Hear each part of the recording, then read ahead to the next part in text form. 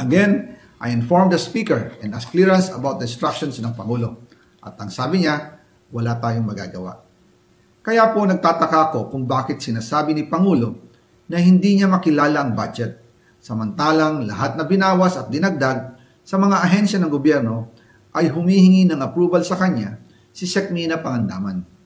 Bago namin ginawa o tinapos ni Senator Chis Escudero during the BICAM.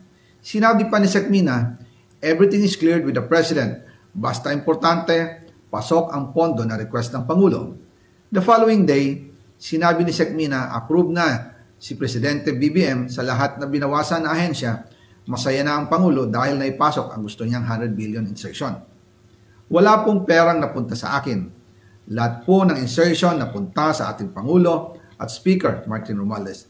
Ako lang at ang aking mga tao, sila Paul Estrada, Mark Tiksay, at ang aking mga security ang nag-deliver papunta sa bahay nila Pangulong Bongbong Marcos at Speaker Martin Romualdez sa North Forbes Park, South Forbes Park, hanggang sa Malacanang.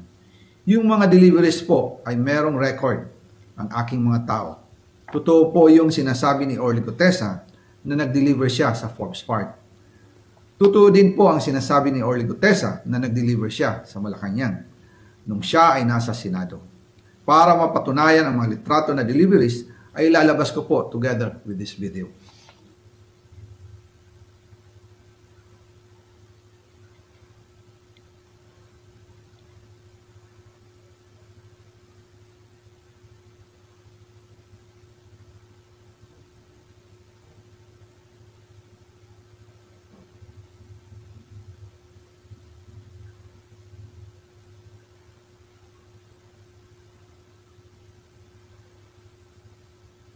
After po ng approval ng budget sa General Appropriations Act of 2025, nagtanong po ako sa DPWH kung magkano ang kailangan na ibigay sa Office of the President o ang SOP na bigayan.